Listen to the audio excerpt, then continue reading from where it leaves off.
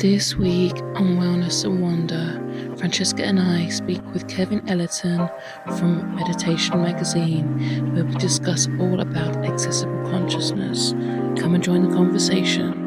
Wellness and Wonder. Welcome back to another episode of Wellness and Wonder. I'm Paris Savette. Hello, I'm Francesca D'Amico. Welcome to this mindful episode with Kevin.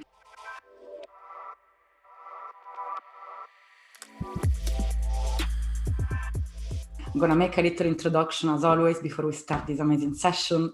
Mindfulness, so powerful. The only word is super powerful. And what is mindfulness?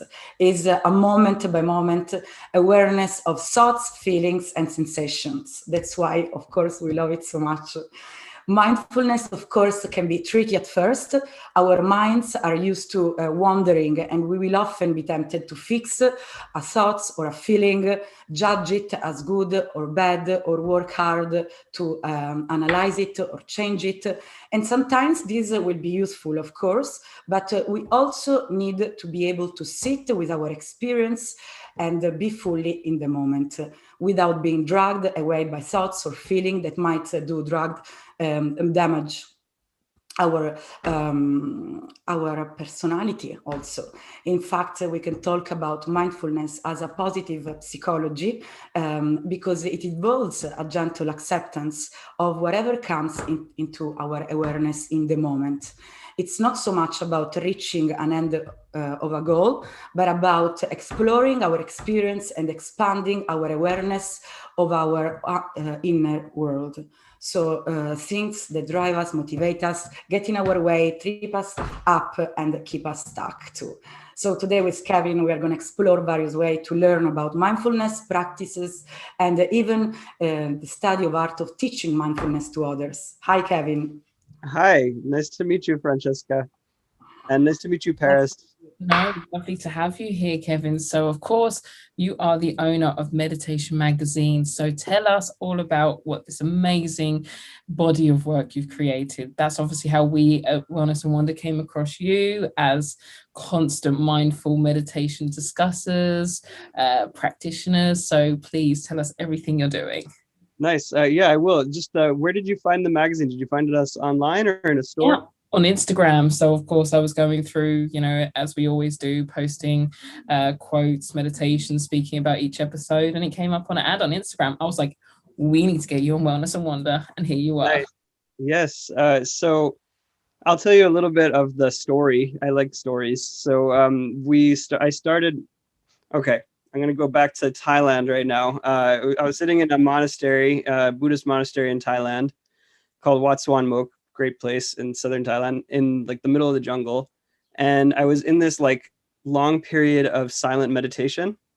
Wow. And it was about 7 days into my silence. And the first 7 days had been a lot of like pain, like suffering, like from having to confront all these anxieties and thoughts, kind of like what Francesca was talking about, sitting with the suffering and sitting with the feelings without trying to get rid of them. But see, the thing is that I think that I was trying to get rid of them. I was trying to get, peace or happiness or something.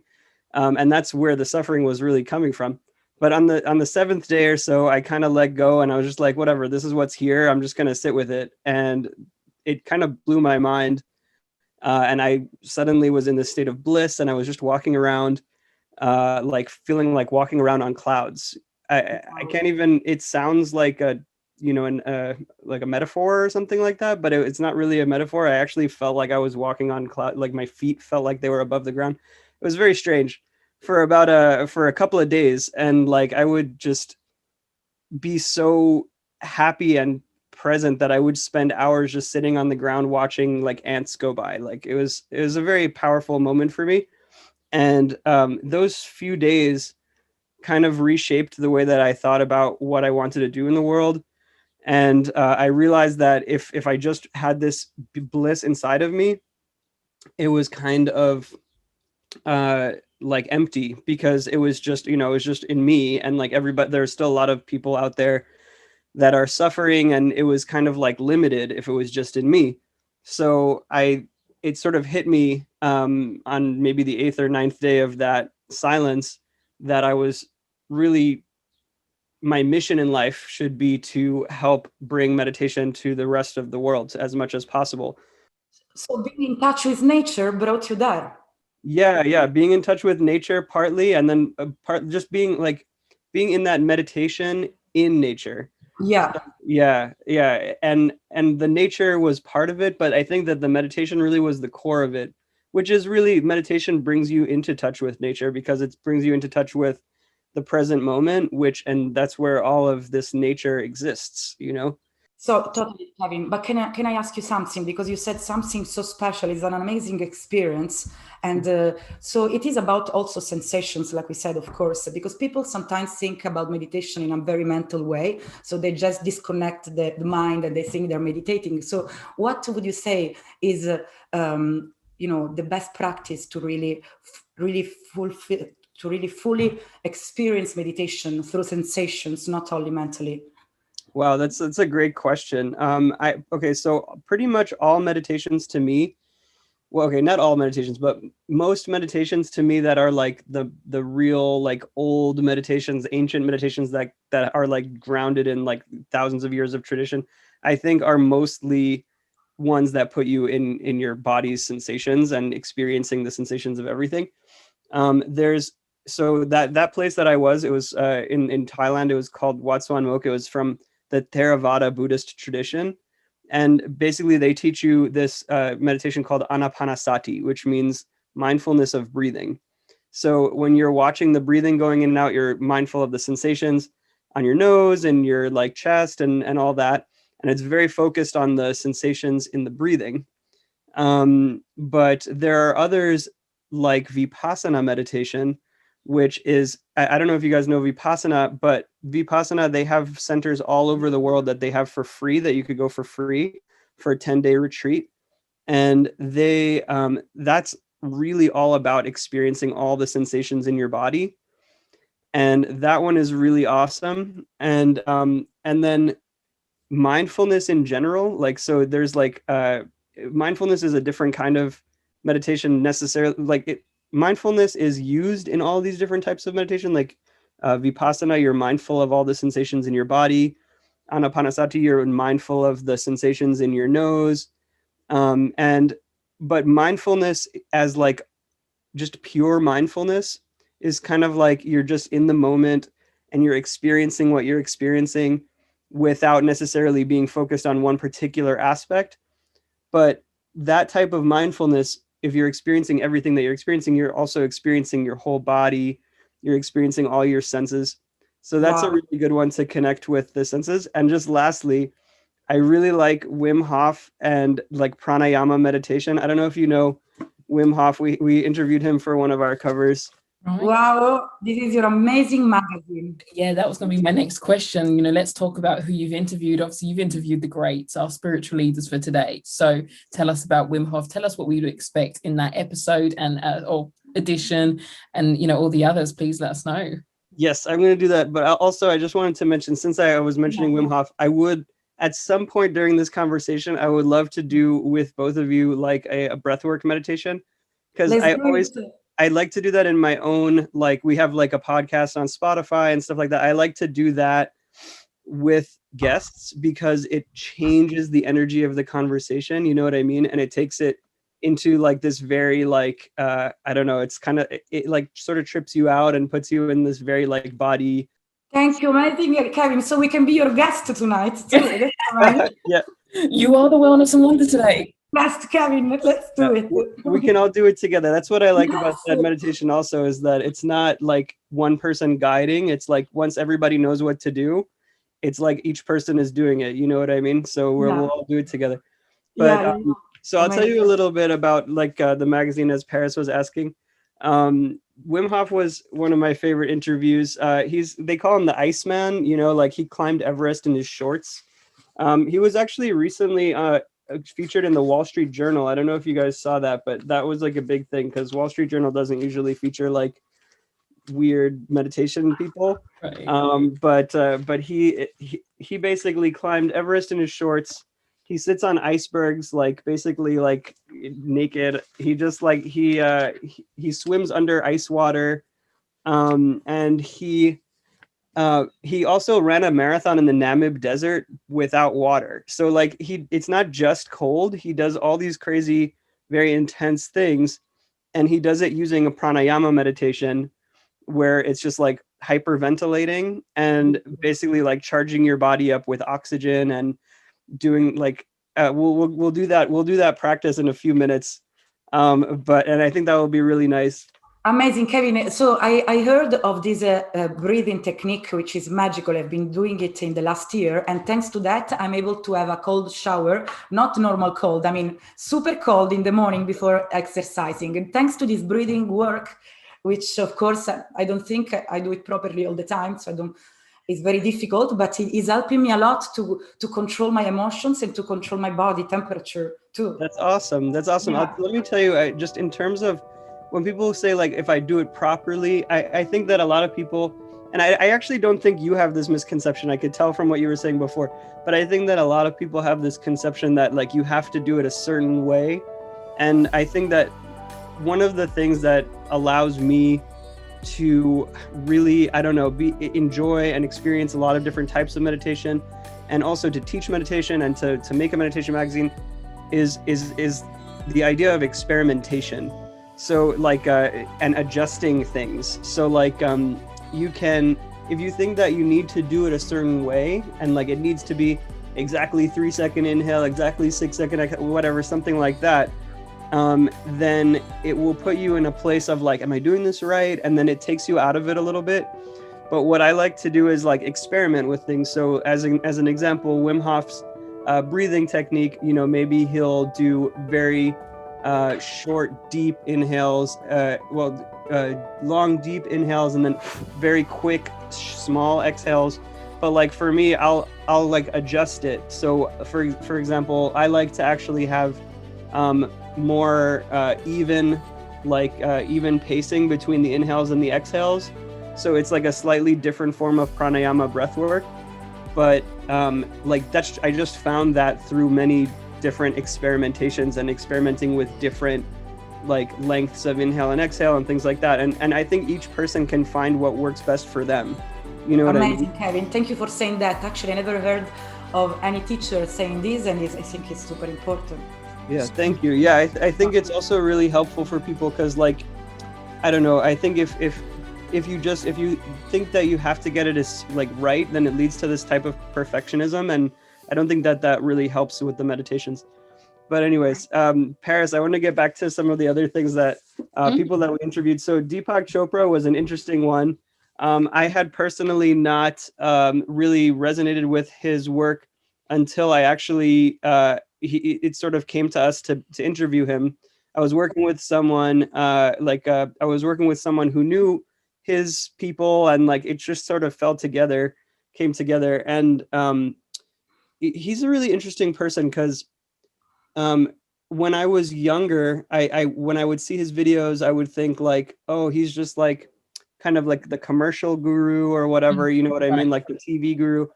And but and I would just kind of ignore it, and like I didn't really get into it at all. And then when it came time to like, oh hey, he's gonna, you know, he's here, he wants to talk to us, and then I actually started like really digging into his work, and I found there was a lot of really deep stuff there that I had maybe glossed over because of just my preconceived notion of like, oh, if you're on TV, then you're not like, if you're like on like Dr. Oz, then you're not like a real spiritual teacher. So I like dug into his work, and there was actually a lot of beautiful stuff there. And I think that he expresses a form of philosophy and like a form of like a perspective that is known as philosophical idealism. So what that means is like, you know how like normally we think of the world as made of like matter and energy and stuff, like because of science. So I think that there's this ancient form of thinking that actually goes back into like Hindu philosophy, where the core of reality is not matter and energy, the core of reality is actually consciousness. And like both. Would you say that it's both? Yeah, it is kind of both. I mean, that's the way that I see it, is kind of both. Okay. I think Deepak also sees it as kind of both. But there's people like Joe Rogan and like Sam Harris and people like that and Richard Dawkins and I don't know if you know these guys that like they like to like make fun of Deepak for like sort of talking about consciousness. Wow. And make it sound like he's like saying woo-woo stuff. And but what I think is that it comes down to just a difference in perspective where so certain people are just thinking about everything as just matter and energy, and they're not really thinking about how consciousness is sort of this whole other dimension, you know what I mean? And Deepak, I think, gets a bad rap for that, but I think we had a really interesting conversation, and that's on our Spotify right now, so if people check it out, they could check that out. Absolutely. Well, consciousness is such a deep topic, so much to say about consciousness, but how can we really separate energies from consciousness, or reality from consciousness and energies, all connected in a way? Yeah, it's true. Yeah, that they are. It's actually kind of blows my mind to just think about how that all works together. Yeah. It's almost I can't even that's a whole conversation in itself. I can't even do that. If we prove it scientifically, it's so much easier because there is an equation and few numbers that, of course, represent also, many billions of words at the same time. But maybe it's easier to explain it scientifically than philosophically, because there's many different perspectives, like you said, many different perceptions, many different experiences. Yeah. So here, just in the interest of time, I'll show you some of our other people that we talked to. Rachel Brathen, I don't know if you know her. Rachel Brathen, she's like, she has a podcast called From the Heart, Conversations from the Heart. Yeah. And she also, like, I think she was one of the first people doing yoga on Instagram. And like, but now like Instagram is full of people doing like, plastic yoga, I guess you could call it. Like, you know what I mean? Like taking the depth of where it comes from. Plastic yoga is in a commercial way. Right. Yeah, like the type of yoga where they get the plastic surgery and then they do the yoga afterward, you know what I mean, to show up the plastic surgery. This kind of yoga, okay. Plastic yoga. Yeah, something like that. There's like a lot of that sort of shiny, like, oh, look at me, like I'm so pretty, whatever, things like that. Right. But she was always more like into the meditation, and she was always very like deep about it, and very vulnerable. And I think that I learned a lot from talking to her about vulnerability, and like just seeing her on Instagram, not just talking about the happy things, not just talking about the shiny things, talking about the dark things, talking about like the difficulties that people used to hide on social media, they still do, a lot of people. Like I remember when Facebook first came out, I'm pretty old, I guess. I was in college. Maybe it was out for a few years by that time. And like, I just remember like looking at it and saying like, this is not healthy. Everybody's trying to like pretend to be perfect, and that's just making everybody feel insecure.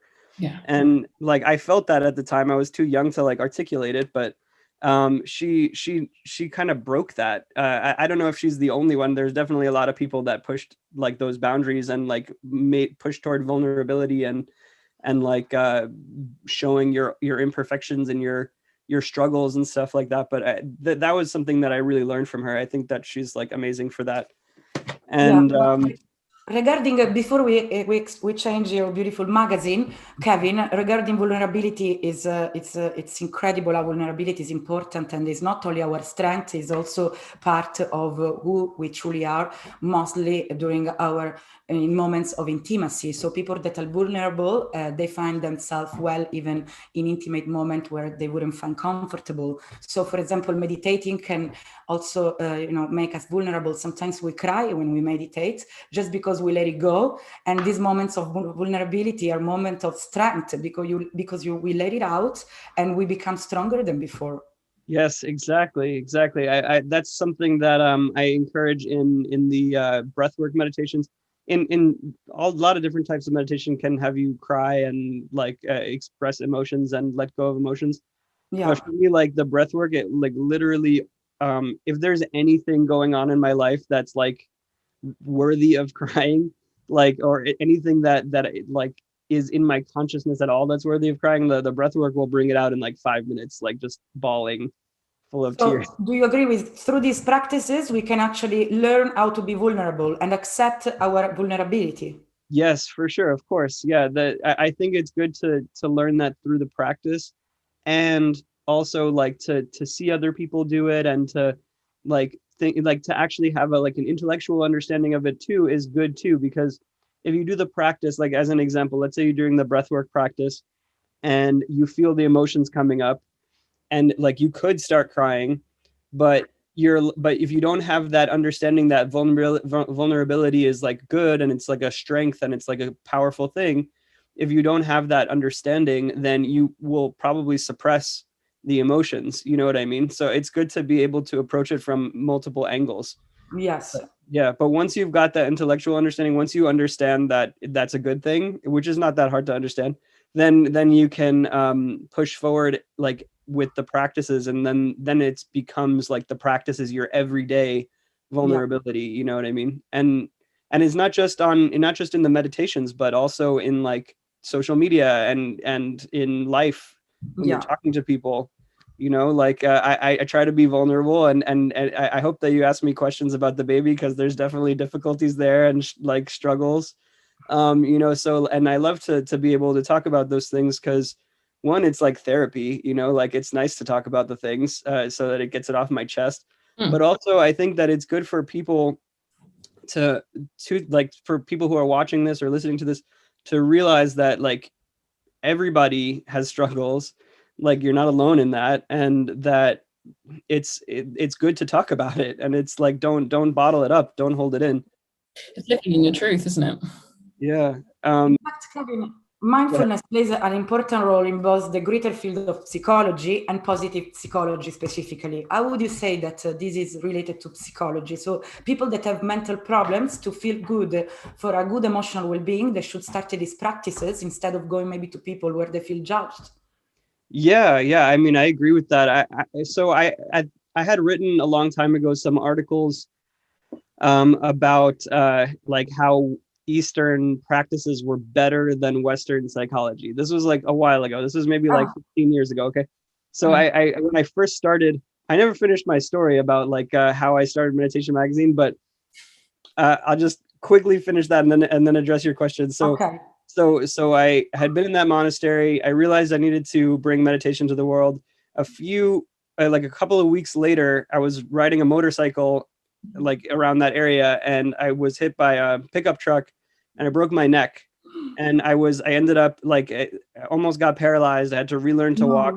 I ended up in America, and all I could do was just sit at a computer and type. Like I couldn't do anything else. So I found the domain name meditationmag.com, and I started writing articles about meditation, about specifically psychology and meditation, because that was what, to me, like I had come from a Western background. I had come from I was interested in psychology as a kid. And like I had studied Freud and Jung and all these different people.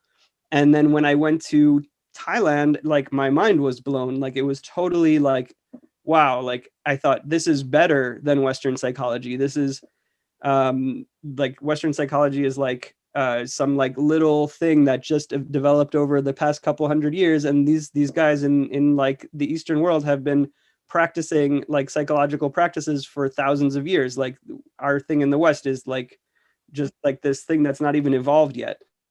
But what I've come over the past 10-15 years, what I've come to appreciate about Western psychology is that there's a lot of good data in Western psychology. There's a lot of good like scientific method which like analyzes what works, what doesn't work, not based on your own experience, but based on like objective data over large populations.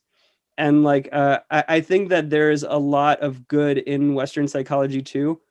But I think that some of the Western psychological practices, like you were mentioning, like, oh, like isn't it better to do these practices rather than to go to someone who's judging you? You know what I mean? Like a psychologist. Yes, most of the time they do. They judge. Yeah. They do sometimes, but I get what you're saying. But I have gone to some Western therapy myself. Like I've for my relationship with my wife, there were times when we were fighting a lot and things like that, and there were like issues that we needed to resolve, and we had our meditation practices, but we still needed to sort of have someone to moderate some of our issues, to like talk Yeah. them through.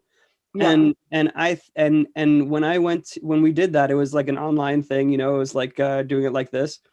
And that lady, I thought she was going to come and say, the therapist, I thought she was going to come and say like, oh, like, Kevin, you're right about this, Giovanna, you're right about that. Like, she didn't do that. She instead, she was just like listening to what we were talking about, and would stop us at particular parts and say, okay, Giovanna, like, when you hear Kevin talk about how he feels, how does that make you feel? And then she would stop and reflect and like express how she felt about what I felt. And then I would see what she was feeling, and she would see what I was feeling, and it just brought more awareness. Yeah.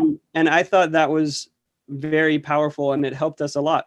So I think that sometimes Western psychologists do judge the people that come to them. I think that, but in my experience, there are very good psychologists out there that are just straight up from the Western style, that are also very good. And I think that people that have Both fields, practices and psychologists, for an emotional well-being if you're in trouble. Okay.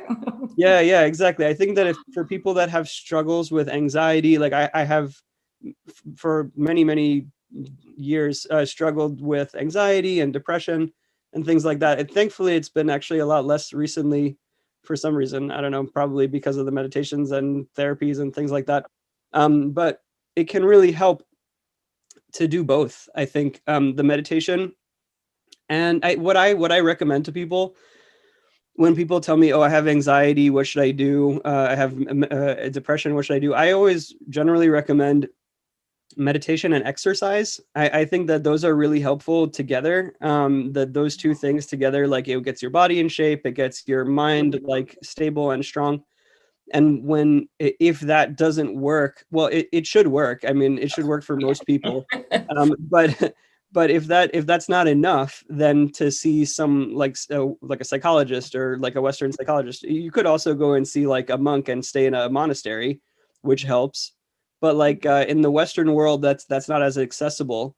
So I think that like what I show them is like, hey, take one of my meditation courses, like basically like learn to meditate, go exercise. I don't have courses for that. Just go to a gym and you'll figure it out. And then or like nowadays go exercise outside, because the gyms are closed and We can exercise everywhere. There is no excuse to avoid it. It's funny, actually, just to go into that, because that's what obviously part of our podcast is. And obviously I don't, probably haven't even had a chance to find out. So I'm actually an exercise professional. Nice. And Francesca is a health coach. So we often speak about everything. So I come from a sports science background. Francesca's the holistic wellness background. And so we often talk about how spirituality comes into play in these two worlds. So from the point of exercise and fitness, I would say there's an awful lot of spirituality in health, in fitness. And of course, from the point of a health coach, it's the same thing. So exactly it's what the you're same saying. thing, baby. Yes, like you absolutely. Yeah, the body and mind it's people say connected. I say it's like they're in the same thing. Like your mind is, well, depending on how you look at it, your mind is arising from your nervous system. That's the way I look at it. That's from like a physicalist perspective. Like Deepak would say that your body is arising in part of your consciousness, but that's a whole other conversation. But anyways, yeah, so body and mind, if you get those healthy, I think that will really help anybody that is struggling with like mental issues, anxiety, depression, things like that. Right. So yeah, I just I wanted to say, since you had to ask this question, I just wanted to like round it out.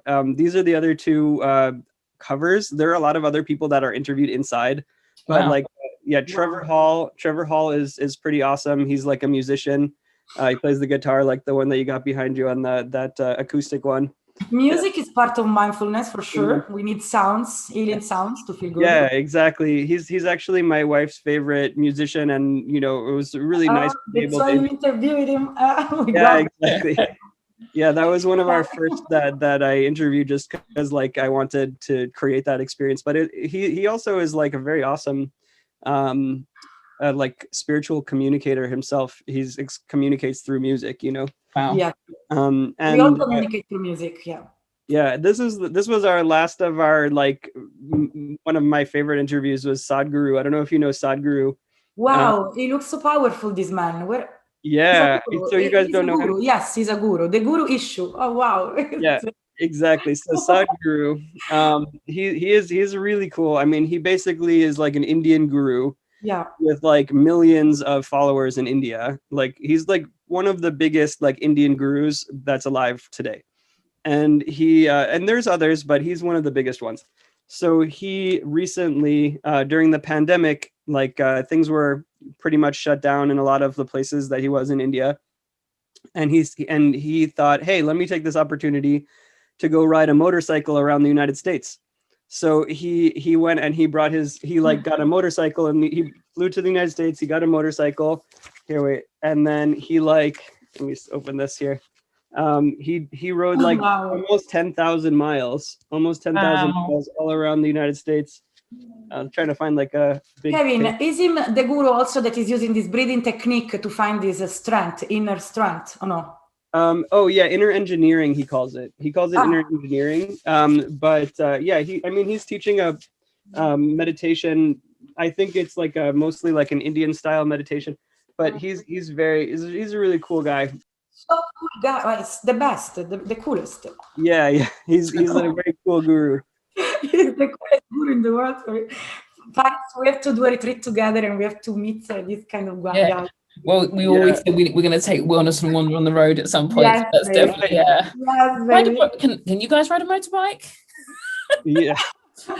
Yeah, I've done it before, but I broke my neck one time, so I try not to do it. Wow. Right. Gosh. Why? What happened? I was crashed. I got a what do you call it? A pickup truck crashed into me, so I broke my neck in Thailand. But yes. This time, okay.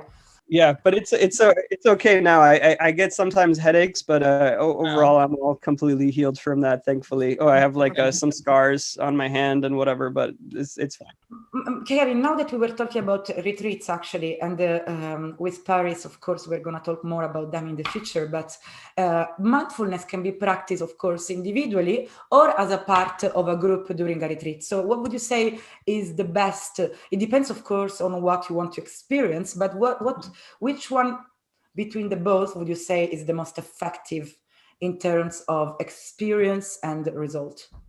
That's a very good question. I would say, so obviously I'm going to say both, but I'll tell you why they're each important. So I think you should have both. Most people are going to be able to start with a personal practice. I think it's very rare that people go to a retreat without ever having tried it themselves, meditation.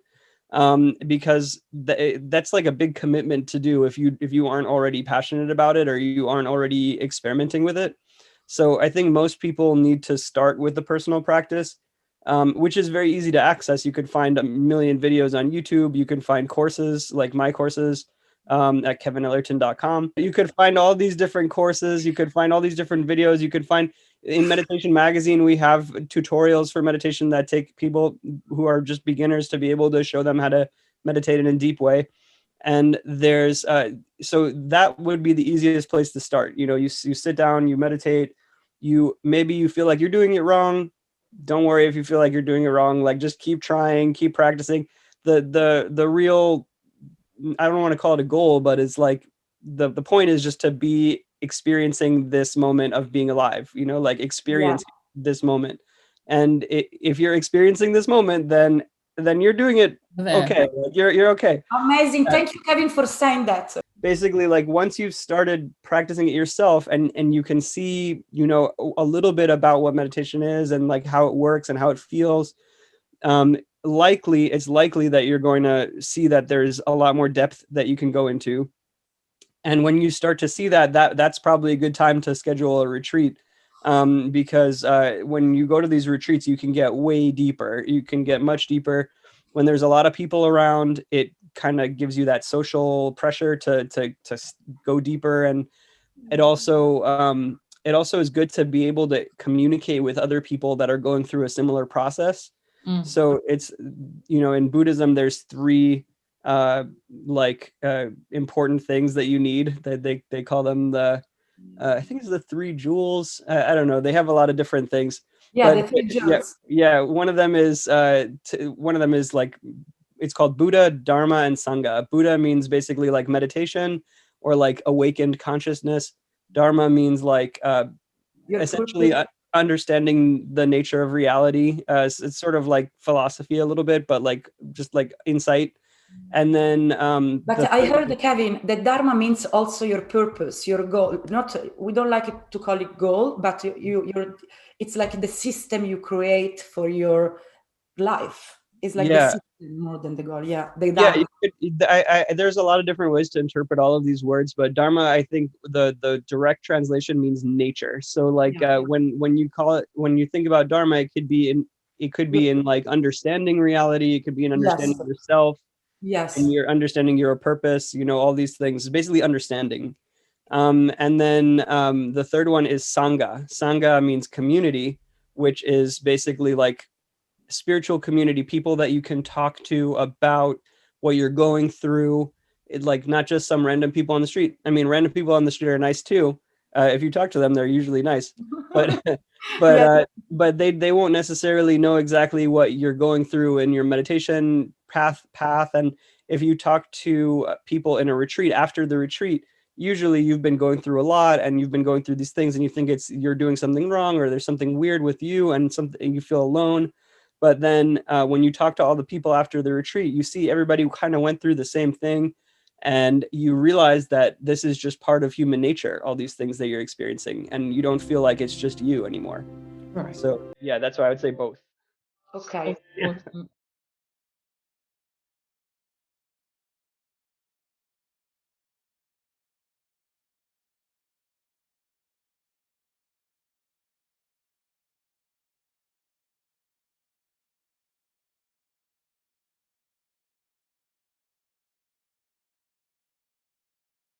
So obviously your whole mission with the Meditation Magazine is for a massive awakening, worldwide awakening, spreading that knowledge of meditation. Now, they say at some point, obviously, we all come, potentially in the world has been the ancient forces of religion, but they reckon the meditative and spiritual leaders are gonna, not that it's gonna replace religion, but with this new modern world, with this new so much, a lot of what religion rejected has become more worldwide accepted now. So do you now find opportunity in your position as a spiritual guide, as a spiritual purpose? Do you see, the commercialism of spirituality, do you see that a bonus, or what do you think? Are you, obviously, because there's now so many apps, so much accessibility to spiritualism. What's your feelings on this? Well, I have a lot of feelings on all of this. Right. Yeah, I feel like you touched on like three different subjects there. One was like religion being replaced by like meditative spirituality. One was like the commercialization of spirituality. Yeah. And one was I'm trying to understand the third one. It was like that it's sort of the connection between those two things, like that. Yeah, the kind of the ways that religion would have rejected have now become such a big part of our society today, in which spirituality obviously has no bounds of acceptance. So in your role as someone who's here to tie and spread the union of spiritualism, how do you feel about it all? Okay, well, so good questions. I understand the first and the third question. I'm still trying to get my mind around the second one, but I think it ties together because, so first of all, I used to be like a religious person when I was younger. I was like 17 and I went to like Israel. I'm like Jewish. My family is Jewish. And I went to Israel to become a rabbi, and I spent 2 years in Jerusalem. And at some point, I started having some critical thinking processes that were kicking in my developing brain. And it's a long story. I won't get into everything, but basically I started questioning all the dogmas, and I started like asking questions that were outside of the comfort zone of the rabbis, and they ended up excommunicating me from the school, and like they told the other students not to talk to me because I was gonna like make them not be Jewish anymore. So I had this thing where I was very against religion for a while. I thought it was like, putting people into like these little brainwash boxes, and like putting you in like a bubble that you're, us versus them type of thing. And I thought it caused a lot of like tribal conflicts between the different religions, and that it was creating wars and all these things. All religions are the same. They all talk about the same values, but then each country, because of the history they had, and because of all the not only the history, the different approaches they have to life, they adapted to different rules and different impositions they were giving to people. But all religions are the same at the end.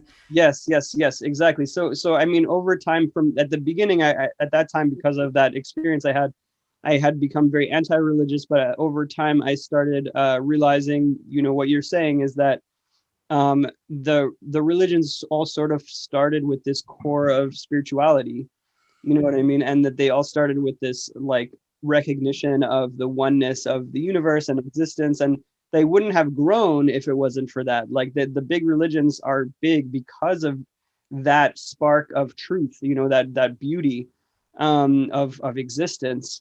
And like I realized, even, it's very deep. I won't get too much into it, but like, please, we want to go deep, Kevin. That's what we're here for. Yeah, like, so Judaism, it starts with Abraham, right? So like Abraham was like the big one, and I never understood, when I was Jewish, I never understood the power of the story of him smashing all the idols in his father. I don't know if you guys know the story, but like he apparently, like the story goes that Abraham's father was like, he had all these idols for different gods, and that was what they believed in at the time. They believed in many different gods.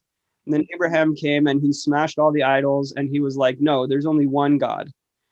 And like then that was the birth of monotheism. So like when I was Jewish, I was like, oh, what's the difference if there's many gods or one God? Isn't many gods better than one God? Like if one God is good, many gods is awesome. So but I realized when I started meditating and I started realizing what this whole oneness thing was, and like it started blowing my mind that like this oneness, the oneness of existence, is what Abraham was talking about in the first place, about like one God. They called it God.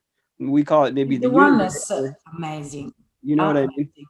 It is. Yeah. So there's and I think that you're right. They all these religions, they all kind of go to the same place. Yeah, then it became politics, and then they adapted to their own rules because it was convenient for them. Of course. Right. Exactly. Politics. Now religions are like politics, but of course the real religion is the one that we all have, and it is about the values of love, respect, families, and right. So that brings us to Paris's third question, which is that the spirituality is replacing these religions, and that's what what you're talking about, the love and the beauty and the compassion and all that stuff. Mystery also, because we don't have all the answers to jump into the unknown. All the religions, they tell us what to do this, like we have all our life already planned, but life, it is not like this. Maybe some people, they don't build a family because they can build their own self too. There is no rule. And and it's important to also to jump into the unknown. Most of the religions, they make us scared because of the unknown. Yeah, that's true. So and I like what you're talking about, the mystery, like mystery is the root of the word mysticism. The root is the same. It's the hidden. And the questions and not knowing, and but this type of spirituality, the mystery, the mysticism, they called it, I think, Gnosticism or agnostic, I don't remember, whatever they called it. It goes all the way back into like long history, like thousands of years, even back to many of the Hindu traditions are just very grounded in that type of spirituality.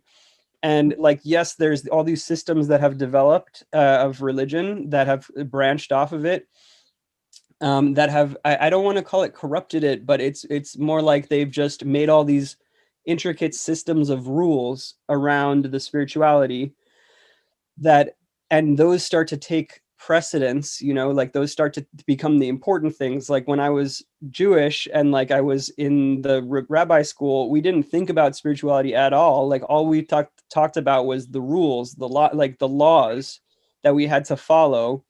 And like that's like 14 hours a day we would be studying these books called the Talmud, which is just the Jewish law books. And that's all we did, just study the laws. And so the thing is, Francesca, I think that it does, and Paris also, with your question about the spirituality replacing religion, I do see that that's happening to some extent, and it's definitely happening within our bubbles, our like social media bubbles. But and I think that even on a world scale, it's happening too. But I also see people that go from not religious to religious. My father wasn't religious when he was a child, and then he became religious. My sister's husband also is the same way. He wasn't religious as a child, but he became religious as an adult. And I see not only them, but I see that as sort of like a personality thing. That some people are just drawn to rules and like this type of like I don't know, I don't want to call it being put in a box because that's a little derogatory, but it's more like some people are very rules oriented and they're not so mystical. That's just not how they think. Well, there's a saying there that the religion is doing what is told, spirituality is doing what is right. Yeah, okay, that's another way to say it, and I like that. I like that expression because it resonates. Yeah, it resonates with how I feel about it and how my personal journey. But like actually the past few years of my personal journey have been and this is actually, it's very strange because it's not like most of the people in the spiritual community, I think they go on this path of like spirituality is better than religion, and it's like what we're doing is better than the mainstream, and like we need to keep going into this deeper and deeper and deeper. And like, yes, it's good to go deeper into your spirituality, but my past few years of I would say my personal spiritual development, which I wouldn't have expected, I would have thought it would go more in that direction, is starting to realize the beauty and wisdom that's inherent in all humans, and including in the mainstream like pop culture even. Like it's crazy. Like I never thought that's where I would go. But like for me, I was always very against pop culture. Like I was against, like I think as a younger person, I was against more things. You know what I mean? I was like against a lot of things. And what I started to realize is that there's wisdom in all people, and like some people who maybe even like who go from like a non-religious to a religious state who want the rules, there's some wisdom there too. And I think that the things that I've that have put me in that direction is, one is Avatar: The Last Airbender. Have you seen that show? I have, yeah. Yeah, like just there's the air tribe, the water tribe, the earth tribe, and the fire tribe, right? So like the religious people, you might call them the earth tribe. You know what I mean? Like the earth people, they love the rules, the like structure. And if you see like the character like of Toph, the earthbender, you know, she has a lot of wisdom. She has the wisdom of like, you know, like this is how, like we're going to be rigid about these things because we need to sometimes. The more experiences we do, the wiser we become. So I suppose all these wise people is because they've been experiencing a lot. Yeah, it's true. Yeah, but it's not just like, I think that all like whether you're going in this direction or that direction, like I think that everybody has a reason for going in the direction that they go, and or almost everybody. Like sometimes people are just crazy and go in some crazy direction. Yeah. Sometimes people are like literally evil and go and kill people. But but most people, 99% of people on this planet that I've experienced are like trying to do a good thing, trying to do good in the world, either for themselves, for their family, for their society, for whoever. And everybody's got like some reasoning behind what they're doing. One other thing that put me in that direction was interviewing Deepak Chopra and realizing, you know, like he's kind of that mainstream guru. He's that mainstream guy that's like on TV and stuff. And I realized, you know, like, okay, so this guy, you know what happened actually? After I interviewed him, we got a lot of negative feedback on our Facebook from people like, oh, he's so commercial, like whatever. And, you know, because we have all these very intense like meditation people. And I was like, okay, so I kind of was like, oh, should we even be featuring him on one of our covers? And then I went to visit my wife's family in Miami, and there was like her grandmother who has like very little connection to meditation. She was like, oh, I saw you interview Deepak Chopra. Like, that's awesome. Like, you should put that on the cover. And I'm like, yeah, I'm thinking about it. And she's like, yeah, I've like listened to him and it like really helped me. And I was thinking like this lady who has very little connection to meditation, she knows Deepak Chopra, and not just that, but he helped her.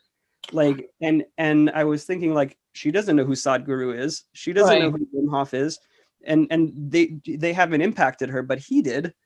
You know what I mean? So there's some wisdom in his PR, you know, in his public relations. But that gets to my point with what we're saying about the commerciality, and you know, yeah, exactly. There we go. There we are. See, and that's the point, though, and that's the amazing thing, that just as what you're saying, that even though you didn't interview him on, in fact, you know, his commerciality almost drew you away, but your journey of spirituality left you with an openism, like an openness that allowed you to enter into this path with him. And look at, I always have this saying that the world provides, and look how it wraps around, that actually works in your favor. And you know, obviously we put enough energy into anything, and that's exactly what it does. Onto that point, let's go into the babies. So you are wonderfully a brand new daddy, so congratulations. Thank you. Yeah, it's wonderful.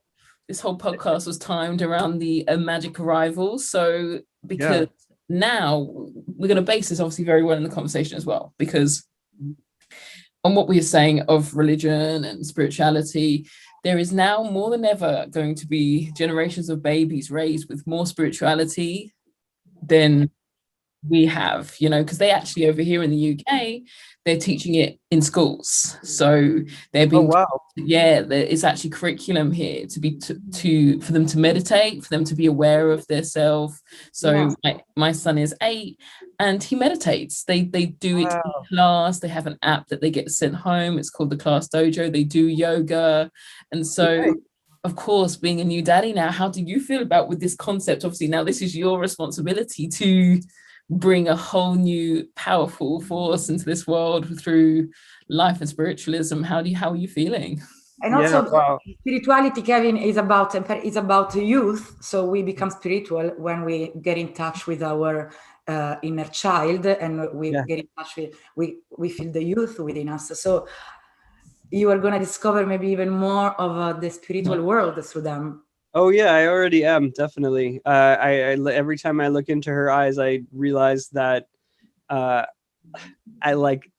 thought that I was present, but here is a being that is really present, like that doesn't have any past, doesn't know anything about the future. Yeah, it's pretty amazing. It's beautiful. Like literally just thinking about it right now brings tears to my eyes, just thinking about like looking into her eyes, because they're so just there, like there's nothing else. But Paris, your question about bringing up a child in this new world of spirituality, so I didn't know about that they have in England the curriculum where they have to meditate. Is that all schools? Yeah, so it's now so they're upset because obviously with a lot of the violence that, you know, goes particularly across heavy city areas, that they've missed 12, 13, 14. So they've worked out from the ages. So I think you would call it preschool and junior ages. So pretty much from the age of 4 and up, that's where they've managed to tackle it. So I believe my son would be the equivalent. Yeah, all public schools. So I think my son would be in grade 3, I think grade 4. And so that's what they're working now. So they speak about mindfulness, managing their temper, all things that as generations we were never taught. Yeah, wow, that's amazing. That's in the United States, it's a bit different. But you know, it's interesting to see in England, you know, you have universal healthcare, which I mean, I tried to fight for that when Bernie Sanders was running for president. Right. You know, I was trying to fight for universal healthcare. I really believe in that. I know you guys have that. Here, everything is very privatized, you know, so like healthcare is privatized, but also education to a large extent is privatized. Even the public schools. So there are meditation organizations in the United States. Like there's one called Mindful Schools. They're probably the biggest. And then there's like another one called like .B, which is run by like I forget her name. She's like Goldie Hawn. She's like an old actress. There's like these organizations that they go and they pitch the public schools, like school by school or school district by school district. Hey, we want to bring meditation into your school. And like so it's like these private organizations working with the government to do that. And it's just a different system. I've come to like appreciate the pros and cons of capitalism. The culture also, yeah. Yeah, exactly. It's different culture also, but like I think a lot of people here, like in my bubbles and my social media bubbles, are very like against capitalism. Like they don't like that whole system. And they say, hey, we should have all these things, universal healthcare, all the things, and I do like those policies, but I've also come to appreciate capitalism now running this business, realizing that like when I see certain regulations that make it very hard for businesses to stay afloat, especially small businesses, I start to appreciate both sides of the whole like spectrum. But what I do think it's really good that meditation is making its way into the school system. I think that that's like one of probably the most important thing that can get into the school system. I think that if the Dalai Lama said, if every 8-year-old were to meditate, then we would have world peace within a generation. Right. I think that's such a powerful thing, because and it's true, you know, like we would get past all this crazy shit, you know, that's all the violence and stuff, and just have everybody be like meditators. It's amazing. And I hope that my daughter Amelia Sky will, that's her name, by the way. I've announced it on our social media, but it's just so new, so it's like I hope that little Amelia Sky will grow up in a world where she is going to learn. I mean, she's going to learn meditation from me, but like she's also going to learn it from like I hope she learns it in school. I hope that her fellow students are learning that. Personally, I'm not going to probably send her to public schools. I'll probably like some weird hippie thing where like we have some group of bunch of weirdos that like all like homeschool the kids together or something like that. I don't know. We'll see. I honestly think that's the way to go. So personally, my journey as a mother as well. So my son was kind of presumed to be put in a school that was actually failing. So I actually fought to, you know, pulled him out and homeschooled him for as long as I could until work took over. And he's particularly listed as a very happy child. And I do believe that's a lot to do with it. And it was actually the school he went into was actually a school in somewhat of where in England, everything is class system based. So it was in somewhat of a lower area, but the kids didn't have the same, as a generation, the same flush lifestyle as maybe the town I live in. So the kids played more. They had more creativity. Not to say more is maybe a bit far, but there was more innocent creativity without the tech, without the demands. There was no iPads in the school. I think they had one iPad for the whole school. You know, there was a lot of special needs care in the same area. So they were taught a greater empathy than if he would have gone to school in the town I live in. And it was just so amazing to see now him among his peers. All you get is he's so nice. He's so, you know, little boy-like. And that's something that I think has been taken away so fast from our children because of, you know, the way time has run, but it's just so wonderful that you're deciding that, because I've always said when we have children, we only have one chance. We have one chance with them, and that window is so small. His first year of life, I think I luckily had done enough work to do nothing but be mummy, because that first year is so telling, and it's everything. And I always described it as that. I thought, what's having a child? I said, your heartbeat is running out of your chest every day. Like, that's it. It's not here anymore. It's there, Yeah. Wow. Course, Yeah. Guys, but do you know this project? Because there are so many various groups focused on teaching mindfulness also to children. Do you know the Youth Mindfulness Group? Youth mindfulness group? No, I haven't heard of them in particular. I think they're all over different countries, like have different there are many different countries, and they take care of kids. So it's where are you? Are you in Italy? Where are you? I'm in London. I'm in London too. You're in London? Oh, okay. But your accent is not English, obviously. Where are you from? Italy? I know. Vero. Vero, sì. Oh, yeah. Yes, my English accent is, I would say, maybe Sicilian. Maybe. Maybe. Well, are you? Don't judge my accent, Kevin. No, I'm not judging it. I like it. It's nice. It brings a little bit of flair to the conversation. Yeah, it brings flair to the conversation. But that's definitely what we do here, Kevin. As you can see, I'm very British. I live in basically 15 minutes from where the Queen's mother was born, which is why I speak like this. But of course, I come from an extremely tropical background, and my family is Jamaican Cuban. But wow, really? Yeah. My wife is Cuban, actually. Oh, no way. Yeah, my baby is Jewish Cuban now. She's a Juban. Well, a Juban. Yeah. No, but just saying that, then of course with, Francie and her extreme Italian, but we met in London and we worked together in London, and, we have this culmination of experience, and we, just here enjoying these energies. It's fantastic. Yeah, it's nice. We have to mix energies and cultures, and to have the best result out of it, because the more different we are, the better we merge and the more we create. Yeah, that's true. There's also sometimes there's like on the edges of the cultures, there's some like sparks, you know what I mean? Because somebody says something that's so like out of the box in your culture, and then it's like, what? And then you start having very interesting conversations.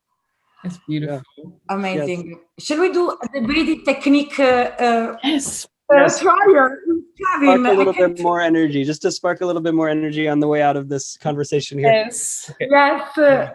Kevin, you're the best. Yes. Okay, thank you. I know. So let's do a breathing meditation now. This is going to be the Wim Hof meditation. Well, it's actually a pranayama meditation. So pranayama is like ancient Hindu yogic breathing meditation. Pranayama means like controlling the energy in your body, controlling the breath, controlling the energy. And Wim Hof has adapted that for a lot of modern people. But there's a lot of different kinds of pranayama. Some you can breathe slowly, you can breathe fast. There's all these different types, which is why I think it's great to experiment with it. All right. What I like to do, and I think it's very, very simple, and it works really fast and really well, and it fills your body with energy and tingling, and like it actually like just releases the emotions. We're not going to do a long enough one to start getting into like laughing and crying probably, but if you do this long enough, then you will probably start like breaking down crying and like laughing and stuff like that. But it only takes about 15 minutes to get to that point, but it's a little hard also on the call, because I'm going to be like distracted. So let's just do like 5 minutes of it. And that will start to feel it in our bodies. We'll start to feel the tingling in our hands and our feet and our faces. And you're gonna start feeling like parts of your face are like tingling or numb, like even your mouth and your nose. Okay, so we awake our senses, basically. Yeah, it awakens the senses very much. Actually, Wim Hof, he described his is very similar to this. He described this as like bringing you the results of a great meditation. In our conversation, he said it's like the results of a great meditation because it wakes up your senses, it wakes you up. And he was saying that one of the things that I really liked that he said was he swims more in the winter than in the summer because he likes the cold swimming because it makes his whole body awake. So it's sort of like the same kind of thing. And if you're going to cold water, your body wakes up. Also, if you do this type of meditation, your body will wake up. So you're going to feel it all through your body, especially in your face and your hands. And just don't worry about it. You're going to think like, oh, I might pass out. You probably won't. It's very unlikely. I was like, I'm so going to pass out. Okay. It's very unlikely. Just try not to do this while you're driving, or Okay. if you're sitting on a chair, just make sure there's no like metal spikes next to you that you could fall onto. Probably not. So you should be fine. I doubt you'll pass out. I've never seen anybody pass out from it, though, even though you could feel like you're going to. So, okay. So and you'll get dizzy. You'll get dizzy in your head. All right. So this is what we're going to do. We're going to basically just hyperventilate, and you can do it at whatever pace feels good for you. But if you want to, you can follow my pace. And basically what I'm going to do, I'm just going to show you first. So we're going to do like,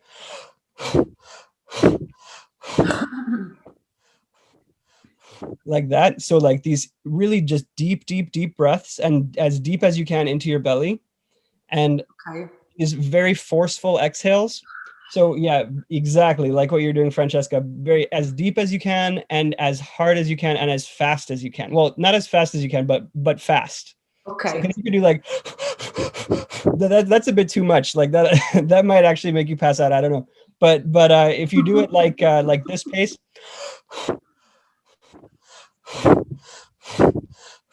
then you'll get there in about a minute or two. You'll start to get to that tingly, like awakened feeling and very dizzy. And then after we do that for about a minute or two, we're going to hold the breath out. So you're empty of air, like your whole body is just empty of air. You're just holding that exhale as long as you can. And then when you can't hold the exhale any longer, you take a huge deep inhale and fill your whole body up like a balloon, like you're inflating a balloon. And then you hold that for as long as you can. So that's one cycle. So you're doing the hyperventilating breathing, then long exhale and long inhale. It's just that easy. The 3 steps: hyperventilation, long exhale, long inhale. That's one cycle. I think we should do 2 cycles of it to really start getting it like into it. And it will take about 5-6 minutes. Okay, you guys ready? Yeah. Okay, let's do it.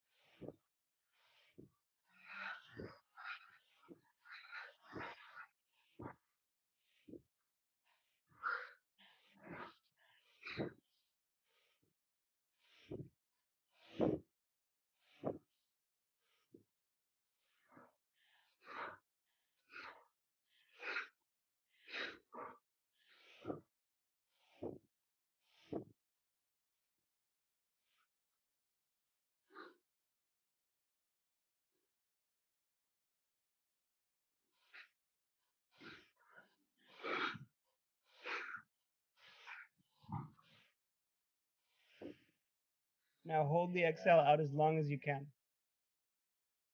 Empty of air.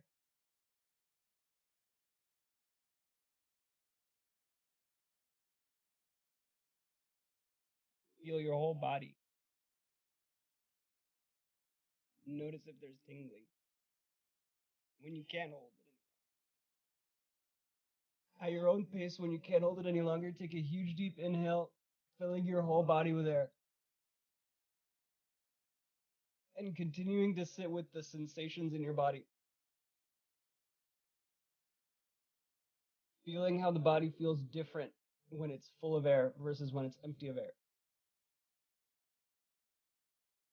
Completely. Completely, yes. Okay, we're gonna do one more. You ready? We're gonna intense this. Yes. Please, friends, guests, Join in. listeners, please join. Follow this amazing practice of Kevin. Yes, please join in. And then the more cycles of this that you do, the more intense it will get. But let's just do the second cycle now. Are you ready? Yeah. Okay, The whole spelling's different. Yeah, let's do it.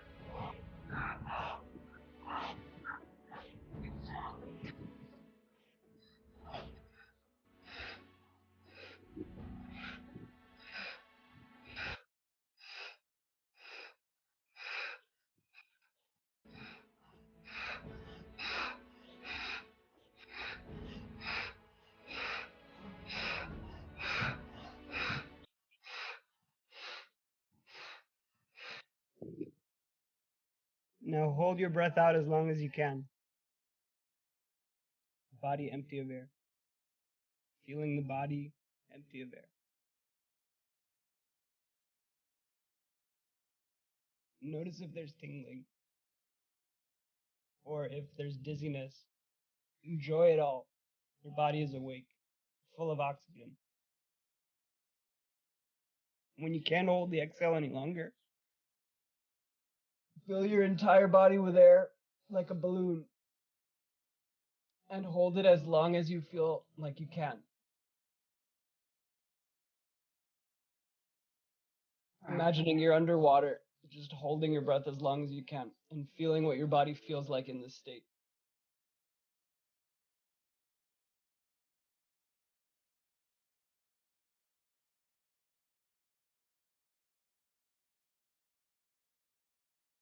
And when you can't hold the inhale any longer at your own pace, just go back into normal breathing.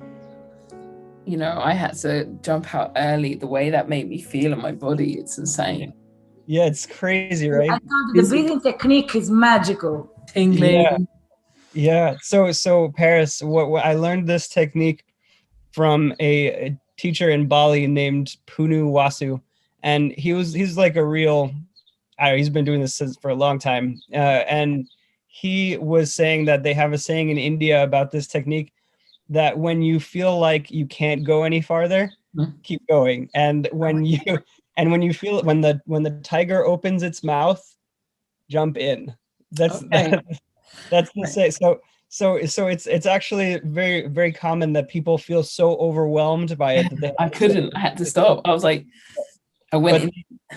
Yeah, what happened? What did you feel that you actually even like my smell was different. Like I the smell, the way this room scent changed. Yeah, right. It smelled like it's burning a little bit, like a little bit of yeah.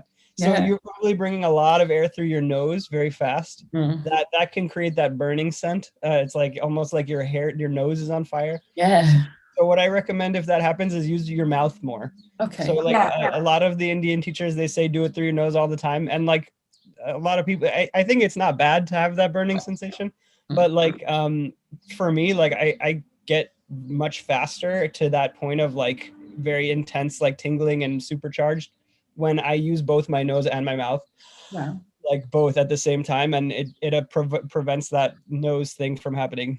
Wow. Yeah, it's true. And we feel so much better also because we release the hormone oxytocin, which is the hormone of love. And so we also become happy just breathing, and which is magical. Sounds silly, as we always say, also, we said in many episodes, but it's really just do it with people you trust, like Kevin, book your personal guide. Like there are many people, amazing people that are able to teach you. Once you learn how to breathe, it's incredible. That's right. Yeah, it's this is one of my favorite, personally, my favorite exercises, because I started, when I started meditating, I was always doing the Buddhist meditation, and it was very calm, and it was very like you sit there with your eyes closed and you watch your breathing, and that goes very deep. It goes very deep, but it takes a while. It takes a while to get deep in that meditation, because you start with your monkey mind, and the mind is jumping around, and then you start to notice all the things going on in your mind, and then it takes usually like 20 minutes, 30 minutes to like drop into a zone of like peaceful calm in your mind. And then, but to like this one, within 3 minutes, you're like buzzing with energy. And like for people that are like very busy and they don't always have like 30 minutes to sit down and meditate, or an hour to sit down and meditate, this one has helped me in so many situations where like between meetings, or like after a very like after a difficult business thing that happens, like for example, like a business always brings out like stresses, you know what I mean? Like when you're working, there's always these stresses. So like after something that really stresses me out, and then I'm supposed to go into another meeting, or I'm supposed to go do something like a video or a podcast or something, and I'm not like there, like my head is not like there, then I do this for 2-3 minutes, and then I'm just like, ready. Yeah, you ready. Feel energetic. Problems go away and you feel happy. What's better than this? Exactly. Yeah. I mean, Yeah, I think all of the meditations are good because also the Buddhist one has a way of teaching you about your thoughts. That this one, it teaches you more about your emotions, and it changes your emotions very quickly. But the one where you sit and you just observe your breathing, you learn so much about what's going on in your head, that I think that also has a very important place in like a meditation practice. I think it's important to have these different tools in your tool belt, which is why I started Meditation Magazine, because I met all these different gurus, different types of meditations, and I realized, like, each one of them, they tend to think that mine is the right way. Like, that's just how a lot of people are.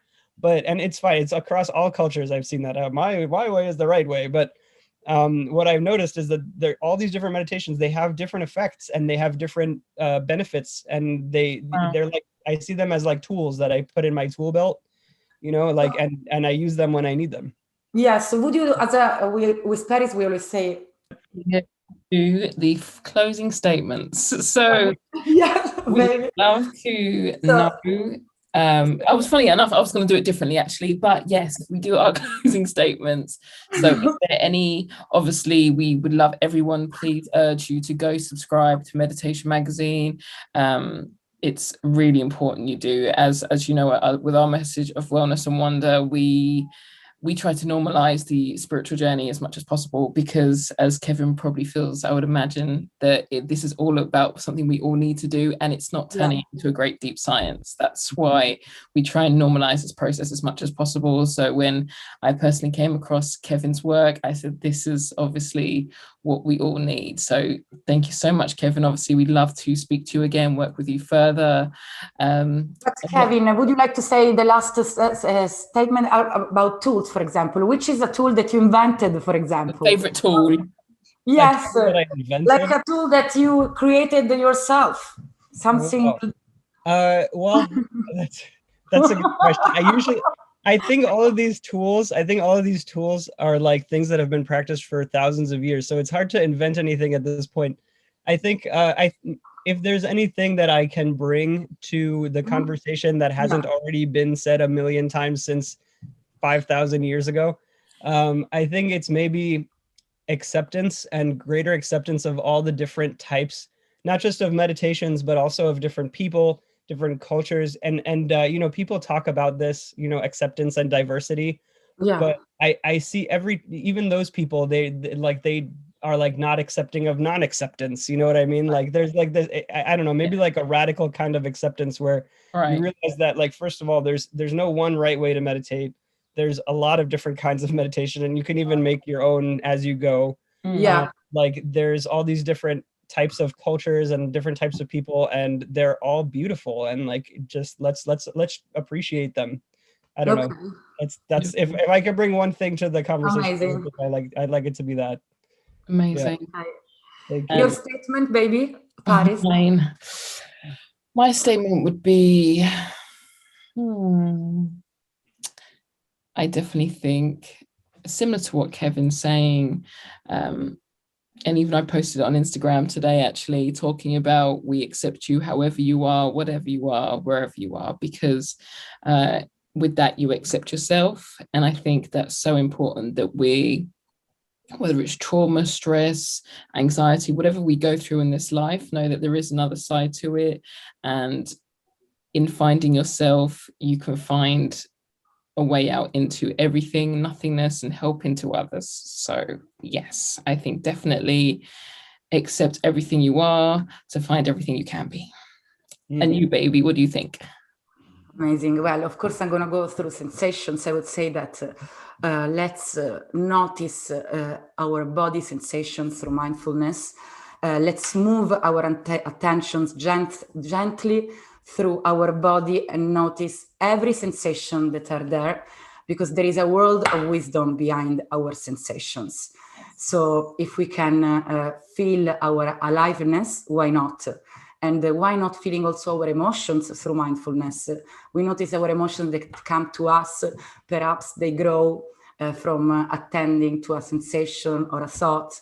Perhaps they're just there, but we live them. We feel alive. Use your senses. Beautiful. So thank you so much, Kevin. So please let us know, or we can put on the bottom, where people can find you, your website, kevinellerton.com, Meditation Mag. Yes. So kevinellerton.com is my courses. But kevinellerton.com is my courses. Meditation Mag is the magazine, obviously. Meditationmag.com/subscribe is where people can subscribe to the magazine. That's like the best way that you can access it. You can get it in the store. We're in 20-something countries right now around the world, which is cool. Wow. It's in England, it's in Italy, it's in all these places. But yeah, if you want to get it, it's the easiest is just meditationmag.com/subscribe. Super. Thank you so much, Kevin. Lovely. Thank you for listening. Please be sure to check us out wherever you find podcasts. Like, share, and subscribe.